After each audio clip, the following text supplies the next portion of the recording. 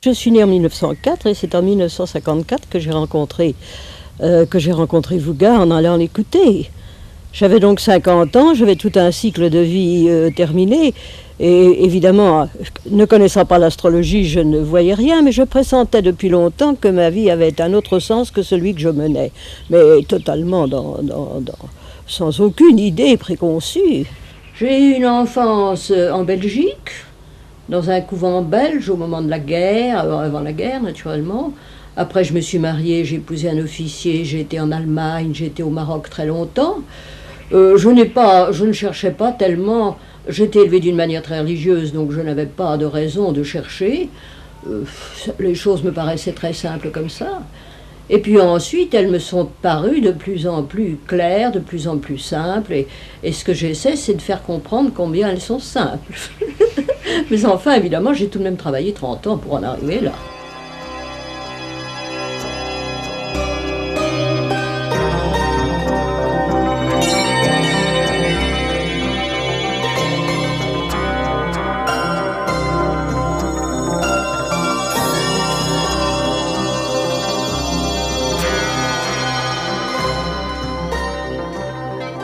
C'est tellement vrai, chacun de nous est un soleil. Et il a son soleil, et il n'a pas le soleil d'un autre. C'est ce qui fait une telle diversité dans l'humanité, entre chaque être humain, c'est que chacun a son soleil, c'est son esprit, et avec ses expériences passées et son devenir. Et pour chacun, c'est différent. Il n'y a pas deux êtres, même s'ils naissent le même jour, ça ne signifie absolument pas qu'ils sont semblables. Deux jumeaux ne sont pas semblables intérieurement. Ils viennent d'ailleurs et ils vont ailleurs. C'est pas parce qu'ils sont nés à la même heure qu'ils seront semblables. Ils auront des rapports, certains, ils auront des événements à la même époque, mais la vision, le degré d'évolution peut être très différent. L'esprit s'incarne périodiquement pour son évolution, et il fait cette expérience terrestre, d'après le programme qui s'est fixé, et ensuite il retourne vers le ciel, vers l'unité. Il retourne vers l'unité.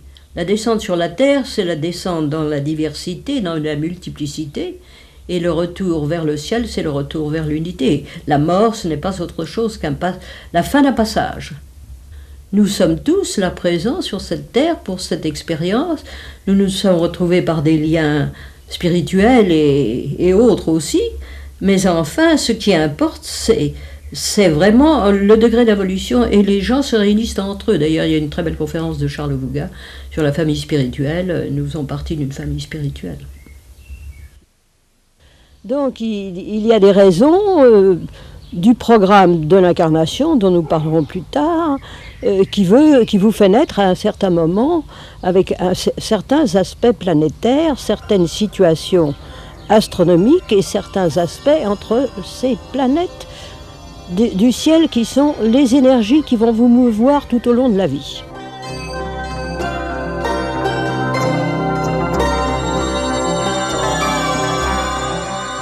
Donc il faut bien comprendre, avant toute chose, que nous ne sommes pas influencés, que c'est nous qui sommes un centre d'énergie planétaire à l'image du ciel qui nous vit naître, placé de la même situation, mais que nous sommes ce centre d'énergie qui se meut constamment en accord avec les planètes du ciel. Mais c'est une analogie et ce n'est pas une influence. Certainement, il y a des causes dans des plans supérieurs que nous ne connaissons pas toujours. Nous pouvons, par le travail que nous faisons en analysant un thème et en le situant dans son devenir, nous pouvons approcher des causes, mais les grandes causes ne nous sont pas connues.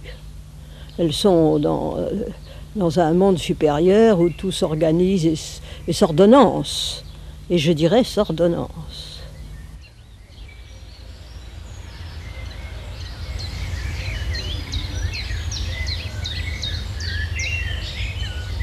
Vous avez des cycles constants qui permettent l'évolution de l'histoire du monde, des civilisations et des individus. Il faut bien voir que nous sommes pris, chaque être humain est pris avec ses énergies dans des cycles mondiaux qui l'entraînent dans différentes formes d'expérience. tous les 2000 ans, tous les 2160 ans exactement, c'est la fin d'une ère et le début d'une autre. Donc la période intermédiaire entre la fin et le début représente celle que nous vivons actuellement, où certaines choses s'écroulent, alors que d'autres se construisent. Et dans cette période intermédiaire, évidemment, les choses sont floues, confuses et difficiles.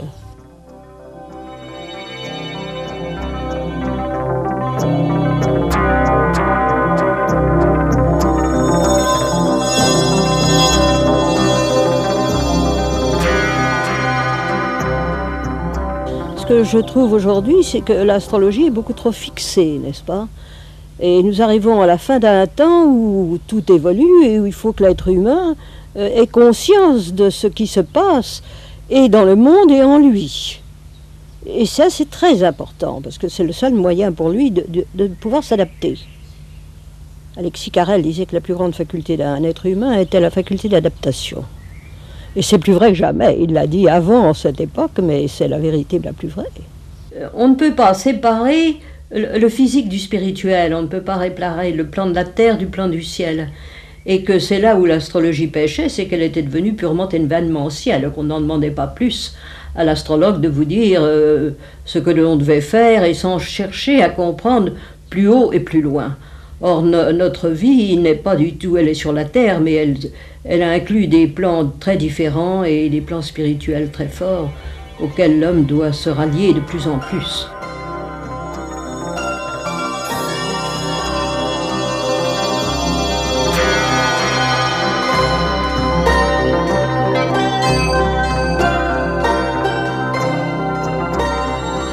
Il faut donc toujours avoir la vision astronomique. La vision, c'est pas une vision, il faut connaître relativement l'astronomie de façon à pouvoir suivre les mouvements célestes et en interpréter les cycles. Il y a donc science d'un côté et art de l'autre. Un astrologue doit être un scientifique et un artiste. Il faut qu'il soit les deux. Et il devient un philosophe par la force des choses, quand il voit ce jeu extraordinaire qui se joue dans le ciel constamment. Je vous ai dit que le thème, ce qu'on appelle l'horoscope, est la représentation exacte d'une situation planétaire donnée pour une heure, une minute donnée, d'où l'importance de l'exactitude de l'heure. Et cette situation planétaire est donc une situation purement astronomique, qu'il s'agit d'interpréter ensuite. Mais au départ, un horoscope est purement astronomique.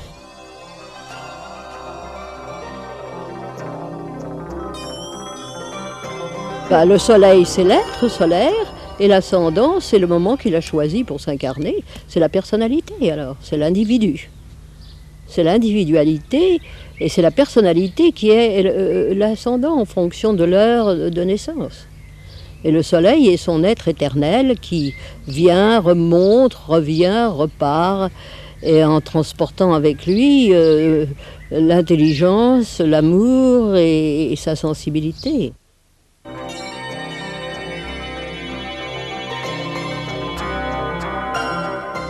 Le soleil va représenter notre être, Mercure va représenter notre intellect, Vénus représente notre amour, notre puissance affective, Mars représente notre puissance d'action, Jupiter représente nos enthousiasmes, Saturne va représenter nos lois et nos rigidités et nos rigueurs.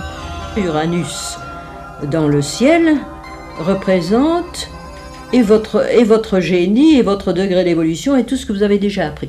C'est si simple, vous arrivez avec un compte en banque, avec une dette et un acquis, comme dans une banque, tout simplement, ramenons ça à un plan terrestre, arrivant avec un compte en banque, la dette, ça représente ce qui n'a pas été bien fait dans le passé, et l'acquis représente ce que vous avez hérité du passé. Uranus, c'est toujours l'héritage du passé, et la dette représente Pluton. Ce qui n'a pas été bien fait reste dans l'énergie plutonienne. Et Neptune va représenter, je vous ai dit que l'être était fait d'ombre et de lumière, de terre et de ciel, et Neptune va représenter le ciel. D'ailleurs, je tiens beaucoup à mon dessin de la double spire dont nous reparlerons, qui représente la descente du ciel sur la terre et la remontée de l'être vers le ciel.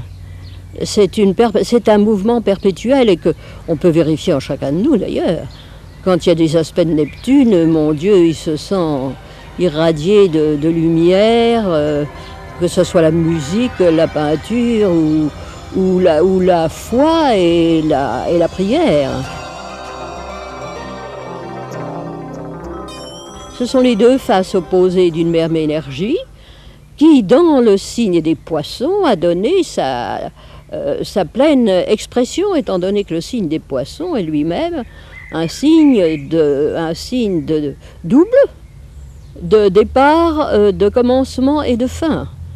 Voyez-vous, le signe des Poissons est représenté, comme je le disais, par deux demi-coupes qui s'opposent, qui représentent bien un cycle qui descend vers le Bélier, c'est-à-dire vers l'incarnation, pour terminer vers le Verseau, c'est-à-dire la fin de l'incarnation aussi. Parce que l'ère du Verseau, c'est ça qui est intéressant, c'est que vous voyez ces deux vagues superposées, représentent une synthèse certaine, mentale, affective aussi, et sur les plans des civilisations d'alors. Il y aura un esprit fraternel dont nous n'avons aucune idée maintenant, alors que les gens ne pensent qu'à se battre par les oppositions Pluton-Neptune et par les conflits de la dualité Poisson.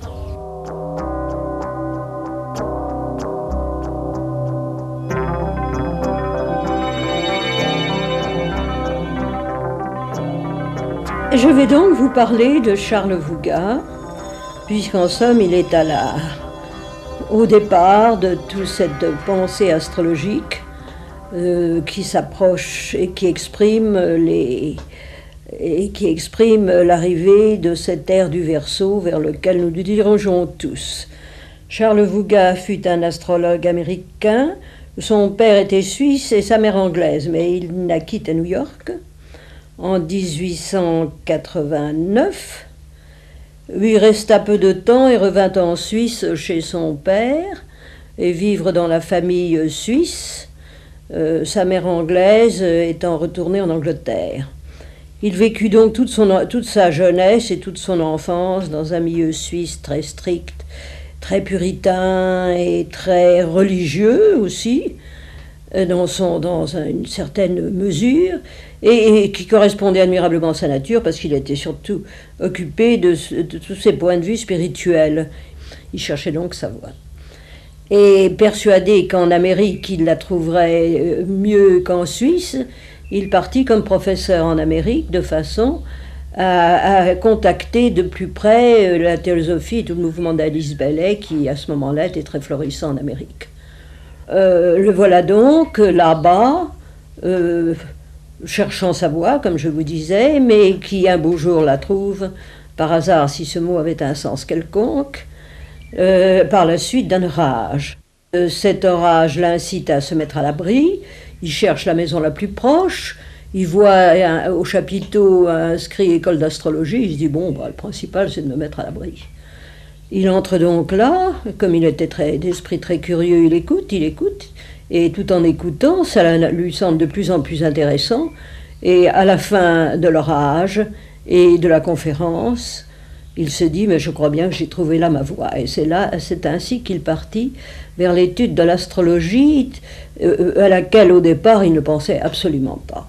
Donc il étudie toujours davantage et en expérimentant aussi toujours davantage les théories qu'il sentait naître en lui, il arrive peu à peu à former une véritable technique sur l'emploi, une technique et surtout une philosophie, puisqu'on ne peut pas séparer l'un de l'autre, et une philosophie sur le rôle des deux planètes récemment découvertes.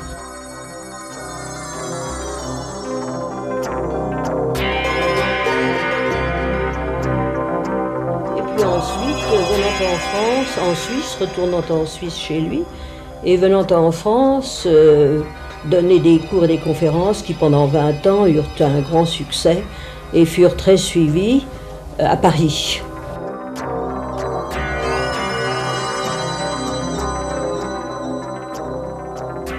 Après l'avoir rencontré, j'ai été lui poser la question parce que j'ignorais, je ne savais à peu près pas grand-chose de l'astrologie, sitôt je la sentais vivre en moi.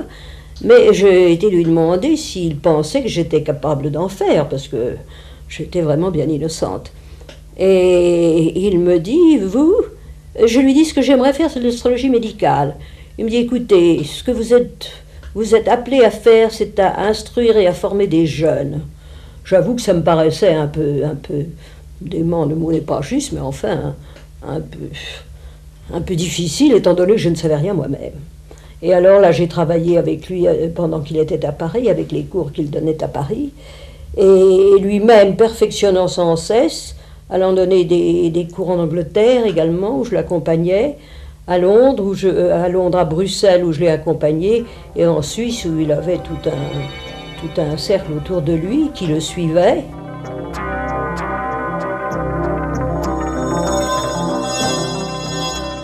Alors, je sais que j'ai reçu un message extraordinaire, que j'ai eu le privilège inouï de rencontrer Vouga, de vivre avec lui ensuite, et de le voir, je vous dis, mourir dans mes bras, n'est-ce pas? Et je n'ai eu qu'une idée depuis, c'est de transmettre ce qu'il nous a apporté. Il a jeté des germes extraordinaires, mais il fallait que ça soit rassemblé, construit et articulé. Ce que j'ai fait, par mes livres.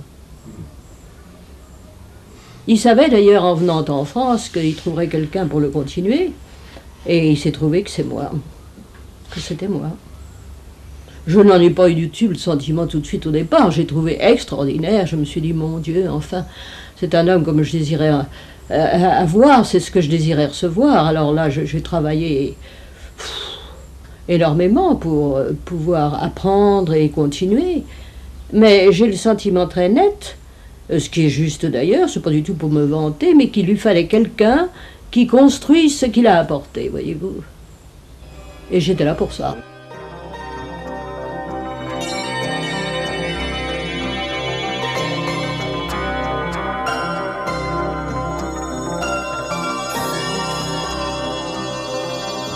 Et puis ensuite, j'ai commencé à donner des cours au bout de quelques années. Après son départ, des conférences. J'ai commencé par donner des conférences en Belgique, en Suisse, et à Paris, évidemment.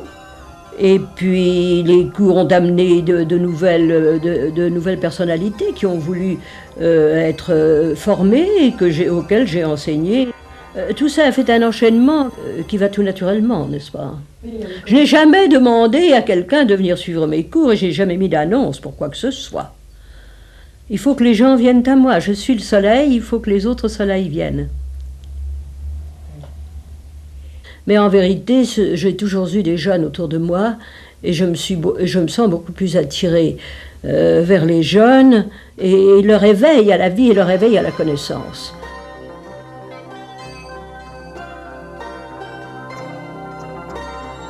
Je leur ai appris l'astrologie tout en les suivant en même temps, n'est-ce pas? C'est tout un travail, ce n'est pas seulement un travail technique, qui est nécessaire évidemment, mais c'est tout un travail psychologique qui se passe en même temps.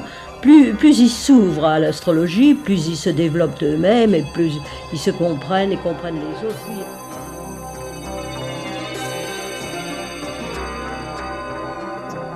Il y a certains jeunes avec lesquels je n'ai qu'à ouvrir les portes, ils savent déjà. Je sens que je ne fais que réveiller tirer le voile. Et c'est ça que j'aime. Non pas pour ne pas travailler, mais pour voir à quel point il y a déjà chez eux une connaissance, là, pas intuitive, une connaissance. Je les ai pris au départ et maintenant ils sont tout à fait aptes, et ils le font d'ailleurs, à enseigner à leur tour. Et ça, c'est une grande joie. Les consultations, c'est une joie aussi. Quand on voit les gens arriver un peu catastrophés et repartir souriants, on sent qu'on a allégé une âme, et ça, c'est l'essentiel. Mais ma joie est d'enseigner, au fond, et d'écrire. Parce que écrire, j'ai l'esprit clair et j'ai besoin de transmettre, et je sais que dans des livres, ça restera. Voilà. Quelqu'un vient me voir, est remis d'aplomb, je veux bien, bon, il repart. Où il me suit, mais enfin, le résultat positif d'un livre est certainement beaucoup plus valable que d'une... On aide une personne, on aide un individu, c'est bien. Mais un livre, on aide le collectif. Et mes livres sont très... J'ai un éditeur adorable et charmant, et mes livres sont très appréciés et très vendus. J'ai jamais eu de problème du côté de mes livres.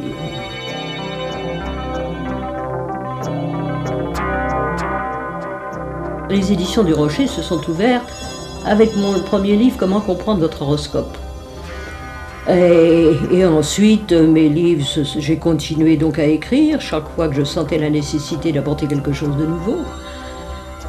Et puis, j'en ai donc écrit 5 ou 6, je crois. Et je me dis toujours que je vais m'arrêter. Je pense que le dernier que j'ai écrit, qui doit paraître au mois de septembre, sera le dernier, mais il y a des voix autour de moi qui me disent « Vous avez encore à écrire ».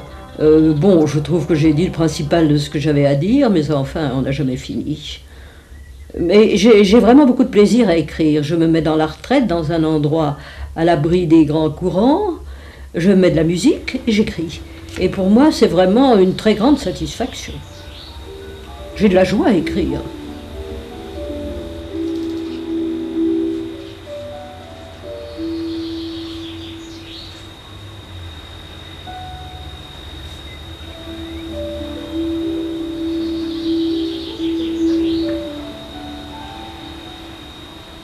En principe, je suis venue ici pour me retirer du monde, mais c'était une illusion. Parce qu'évidemment, tout le monde apprécie les charmes de Varengeville et ça me fait beaucoup de visites, beaucoup d'amis et beaucoup de joie de recevoir ces amis. J'ai donné d'ailleurs des séminaires ici à un moment donné. Pendant plusieurs années, il y a eu des séminaires qui étaient très suivis. Maintenant, je vous dis, je me suis contentée d'écrire mes livres et de recevoir mes amis. Et bien, vous voyez, nous avons une amie canadienne qui vient ici pour se confirmer dans cet enseignement, parce que je pense, d'ailleurs mes livres qui ont été traduits en anglais, en allemand et en italien, je pense que cet enseignement ne peut pas être réservé pour la France. Je suis française très profondément, mais j'ai besoin de contact avec l'étranger, totalement. Je ne me suffis pas du contact avec la France, pas du tout.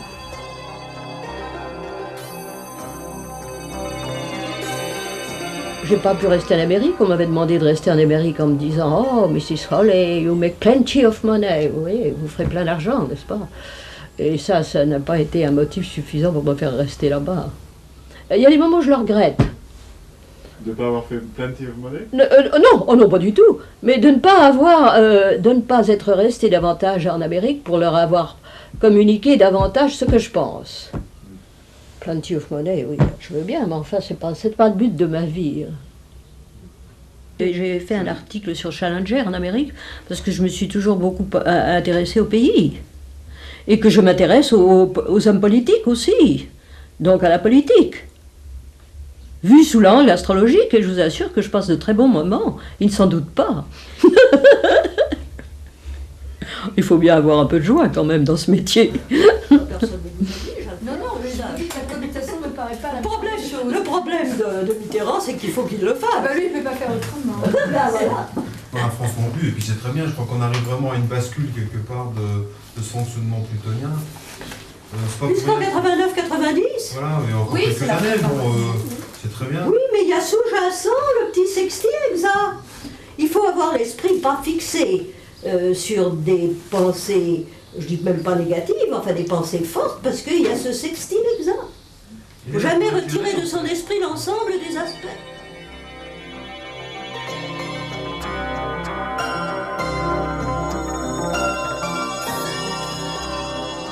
Actuellement, on cherche à en faire une astrologie purement événementielle ou purement source de pouvoir ou d'argent.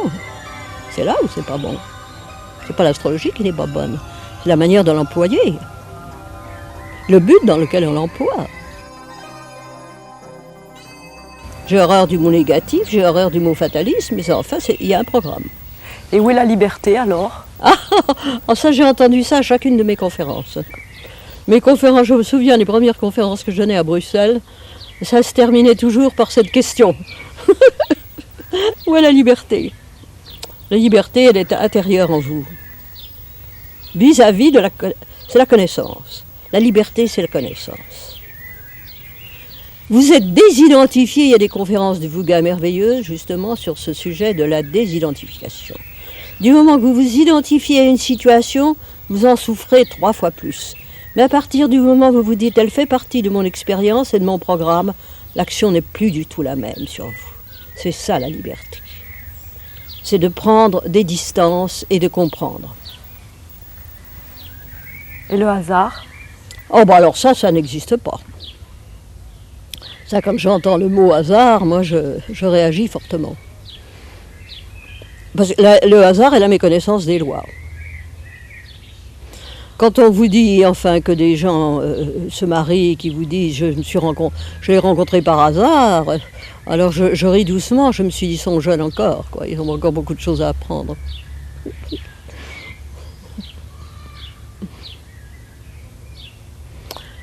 Ce qu'on appelle le hasard, c'est la méconnaissance des lois.